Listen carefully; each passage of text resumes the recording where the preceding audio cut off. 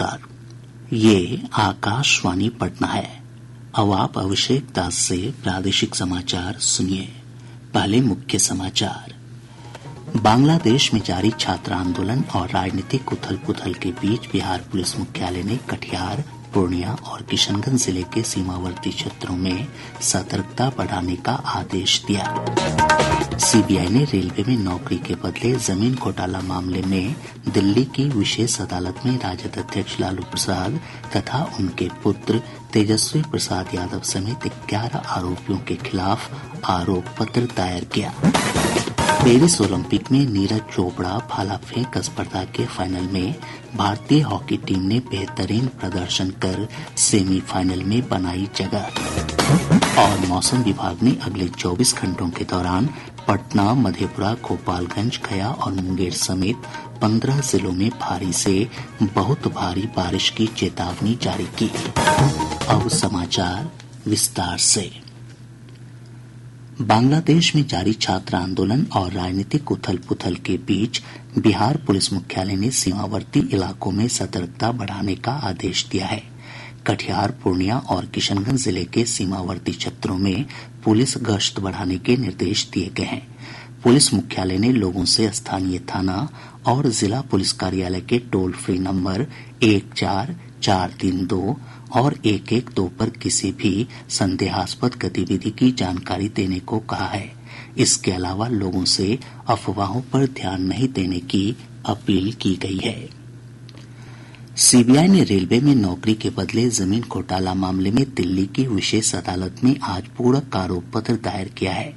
इसमें तत्कालीन रेल मंत्री और राजद अध्यक्ष लालू प्रसाद तथा उनके पुत्र तेजस्वी प्रसाद यादव समेत 11 आरोपियों के नाम शामिल हैं। मामले की अगली सुनवाई 13 अगस्त को होगी। राज्य सरकार ने खरीद नीति में बड़ा बदलाव करते हुए स्थानीय उत्पादकों और उद्यमियों को बढ़ावा देने का फैसला किया है। मुख्यमंत्री नीतीश कुमार की अध्यक्षता में राज्य मंत्रिमंडल की बैठक में नई नीति को मंजूरी दी गई। बैठक के बाद संवाददाताओं से बातचीत में कैबिनेट विभाग के अपर मुख्य सचिव डॉक्टर एस सिद्धार्थ ने बताया कि नई नीति के तहत बिहार के उद्यमियों, आपूर्तिकर्ताओं और सेवा प्रदाताओं को सरकारी टेंडर प्रक्रिया में प्राथमिकता दी जाएगी। सर्वप्रथम जो सबसे महत्वपूर्ण एजेंडा जिस पर निर्णय हुआ वह है बिहार खरीद अधिमानता नीति 2024। ये बिहार परचेज प्रेफरेंस पॉलिसी 2024 की स्वीकृति है। इस पॉलिसी के अंतर्गत जो बिहार में उत्पादन किए जाने वाले कंपनियां हैं, सर्विस प्रोवाइडर्स हैं, उनको प्रोक्योरमेंट और सप्लाई में अधिमानता देने का निर्णय सरकार ने लिया है। इस नीति के अंतर्गत यदि बिहार की कंपनियां हैं, यदि L1 जो न्यूनतम दर में से 15% के मार्जिन में अगर बिड करती हैं, तो ये निर्णय हुआ है कि जो L1 रेट पे उन्हें 25% का ऑर्डर दिया जाए। इसमें लोकल कंपनियां, लोकल परचेसेस भी डिफाइन किए गए हैं, विस्तृत डिफिनेशन है, जिसमें कम से कम जिस दिन टेंडर होता है उसके 1 साल पूर्व उस कंपनी की स्थापना होनी चाहिए बिहार में, GST का भुगतान होना चाहिए और 50% जो एम्प्लॉइज हैं वह भी बिहार के होने चाहिए। डॉक्टर सिद्धार्थ ने बताया कि अवैध बालू खनन को रोकने के लिए सरकार ने सूचना देने वालों को पुरस्कृत करने के प्रस्ताव को मंजूरी दी है। लघु खनिज के जो अवैध खनन होते थे उसमें जो सूचना देते हैं, जो सीक्रेट गोपनीय सूचना देते हैं, उनको पुरस्कार देने की योजना है। तो ट्रैक्टर की अगर सूचना देगा तो 5,000 रुपए उस सूचना देने वाले को गोपनीय रखी जाएगी, लेकिन 5,000 रुपए दिया जाएगा। और जो बड़े वाहन है, जो ट्रक है, उसमें 10,000 रुपए उसको सूचना के लिए दी जाएगी। अपर मुख्य सचिव ने बताया कि कैबिनेट ने पटना मेडिकल कॉलेज अस्पताल में एम्स नई दिल्ली के मानकों के अनुरूप 4,315 नए पदों के सृजन को मंजूरी दी है। उन्होंने बताया कि सड़क हादसे कम करने के लिए गाड़ियों की गति सीमा तय करने के लिए परिवहन विभाग को अधिकृत किया गया है। इसके अलावा कैबिनेट ने पटना के संजय गांधी जैविक उद्यान में टॉय ट्रेन के परिचालन को भी स्वीकृति प्रदान की। उप मुख्यमंत्री सह खान और भूतत्व मंत्री विजय कुमार सिन्हा ने कैबिनेट द्वारा अवैध खनन पर सूचना देने वालों को पुरस्कृत करने के फैसले की सराहना की है। उन्होंने सूचना देने के लिए मोबाइल नंबर 9473191437 और 9939596554 जारी किया। केंद्र सरकार ने कहा है कि साइबर अपराधों पर नकेल कसने के लिए देश भर में 1,92,00,000 सिम कार्ड ब्लॉक कर दिए गए हैं। राज्यसभा में प्रश्नकाल के दौरान पूरक प्रश्नों का उत्तर देते हुए वित्त राज्य मंत्री पंकज चौधरी ने ये जानकारी दी। धोखाधड़ी को रियल टाइम में रोकने के लिए एनपीसीआई के साथ जोड़ा गया। जुलाई 2024 से 7.6 लाख से अधिक शिकायतों में 2400 करोड़ रुपए से अधिक राशि की बचत की गई। टोल फ्री नंबर 1930 को अप्रैल 2020 में आरंभ किया गया। इस प्रकार से सरकार तमाम ऐसे प्रचार प्रसार कर रही है। दूरसंचार विभाग से ने जून 2024 में 1.92 करोड़ मोबाइल कनेक्शन को भी डिस्कनेक्ट किया और 2.9 लाख मोबाइलों को हेडसेट से भी ब्लॉक किया। लगातार सरकार इस पर ध्यान दे रही है।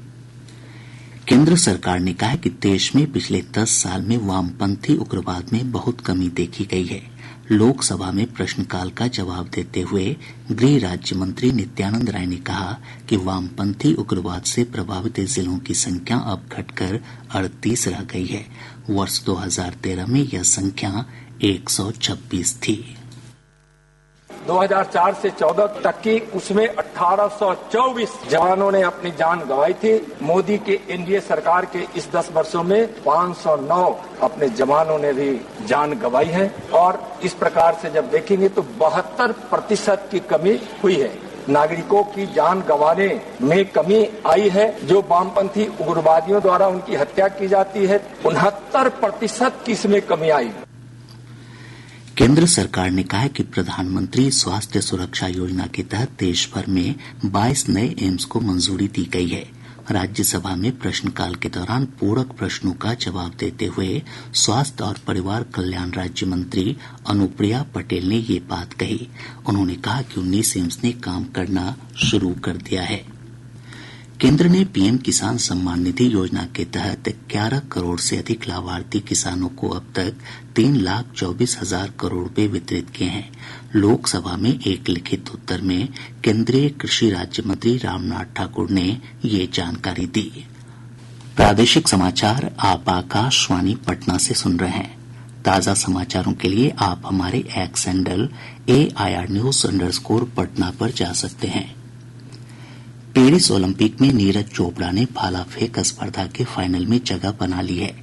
उन्होंने क्वालिफिकेशन मैच की शुरुआत 89.34 मीटर के जबरदस्त थ्रो के साथ की।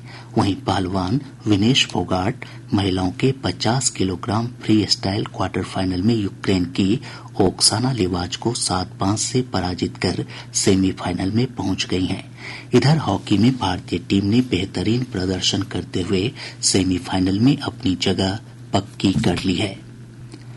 पटना उच्च न्यायालय ने भारतीय प्रशासनिक सेवा के अधिकारी संजीव हंस पर दायर सामूहिक दुष्कर्म के एक मामले को समाप्त कर दिया है। न्यायमूर्ति संदीप कुमार की एकल पीठ ने कहा कि संजीव हंस के खिलाफ गलत तरीके से केस दर्ज हुआ था। इस मामले में कोई केस नहीं बनता है। गौरतलब है कि संजीव हंस और पूर्व विधायक गुलाब यादव पर पटना के रूपसपुर थाने में एक महिला ने सामूहिक दुष्कर्म का मामला दर्ज करवाया था। संजीव हंस ने इसे पटना उच्च न्यायालय में चुनौती दी थी। बिहार पुलिस में सिपाही के 21,391 पदों के लिए कल से पुनर्परीक्षा का आयोजन होगा। केंद्रीय चयन पर्षद सिपाही भर्ती के अध्यक्ष जितेंद्र कुमार ने बताया कि परीक्षा को लेकर सभी तैयारियां पूरी कर ली गई हैं। उन्होंने बताया कि परीक्षा का आयोजन 7, 11, 18, 21, 25 और 28 अगस्त को एक पाली में दोपहर 12 बजे से 2 बजे तक किया जाएगा। परीक्षाएं 6 चरणों में अगस्त महीने में 7 अगस्त से लेकर के 28 अगस्त तक आयोजित की जाएगी। पहली तिथि 7 अगस्त है और आखिरी 28 अगस्त। इस परीक्षा के लिए 17,87,720 अभ्यर्थियों ने रजिस्ट्रेशन कराया है और इस तरह से प्रत्येक तिथि में करीब 2.5 लाख से 3 लाख के बीच में अभ्यर्थी एग्जाम देंगे। और ये परीक्षा राज्य के सभी 38 राजस्व जिला मुख्यालयों में 545 सेंटर्स में आयोजित की जाएगी। इस बीच आर्थिक अपराध इकाई ने कल से शुरू हो रही परीक्षा के लिए एडवाइजरी जारी की है। ईओयू के डीआईजी मानवजीत सिंह ढिल्लों ने अभ्यर्थियों से किसी भी झांसे में नहीं आने की अपील की है। श्री ढिल्लों ने बताया कि किसी प्रकार की सूचना देने के लिए ईओयू ने व्हाट्सएप नंबर और ईमेल आईडी जारी किया है। सार्वजनिक 2 ईमेल आईडीज और एक व्हाट्सएप नंबर जारी किया है। शिक्षा से संबंधित कोई भी सूचना असूचना हो, कोई पैसा मांग रहा है, कोई वायरल खबरें फैला रहा है कि प्रश्न पत्र लीक हो गया है, वो सब की सूचना हम लोगों को समय पे मिलेगी तो हम लोग उस पे समय रहते एक्शन कर सकेंगे। जो हम लोगों का व्हाट्सएप नंबर है जो कि 24 घंटे एक्टिवेट रहेगा वो है 8544428404 और हम लोगों ने 2 ईमेल आईडीज भी दी हैं, spcyber-bih@gov.in और cybercell-bih@nic.in। हम आप लोगों को विज्ञप्ति के माध्यम से भी आप लोगों को दे देंगे। नेपाल के जलग्रहण क्षेत्र और पड़ोसी राज्यों में हो रही भारी बारिश के चलते प्रदेश की अधिकतर नदियां उफान पर है। केंद्रीय जल आयोग से प्राप्त जानकारी के अनुसार गंगा नदी का जलस्तर पटना के तीखा घाट, गांधी घाट और हाथीदह तथा भागलपुर के कहलगांव में चेतावनी के स्तर को पार कर गया है। वहीं पुनपुन नदी पटना के श्रीपालपुर और घाघरा नदी सिवान के दरौली में चेतावनी के स्तर से ऊपर बनी हुई है।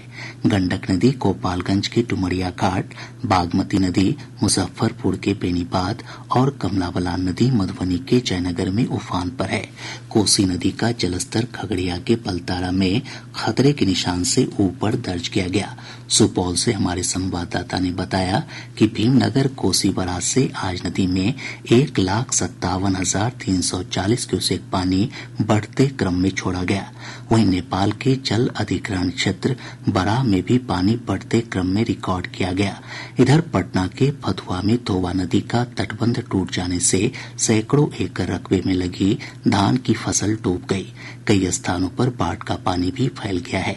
इस बीच सोन नदी के जलस्तर में कमी आने से रोहतास और अरवल जिले में बाढ़ का खतरा टल गया है।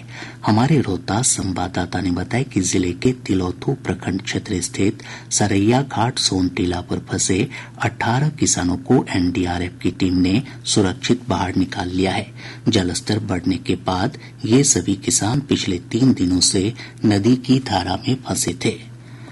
मानसून की सक्रियता के चलते प्रदेश के अधिकतर हिस्सों में बारिश का सिलसिला जारी है।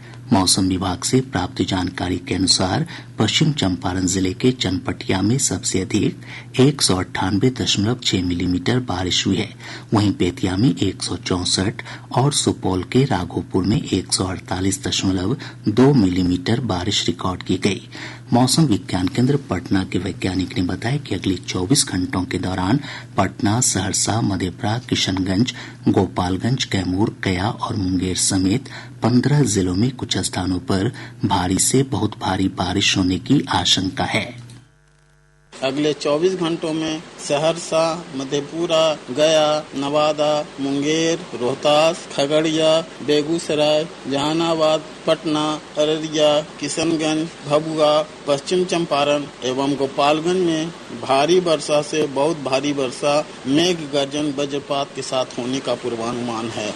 अगले 5 दिनों के दौरान दिन के तापमान में कोई विशेष परिवर्तन की संभावना नहीं है। इधर बारिश के दौरान वज्रपात की घटना में बेगूसराय जिले के परौनी में एक महिला की मौत हो गई, जबकि उसका पति गंभीर रूप से घायल हो गया।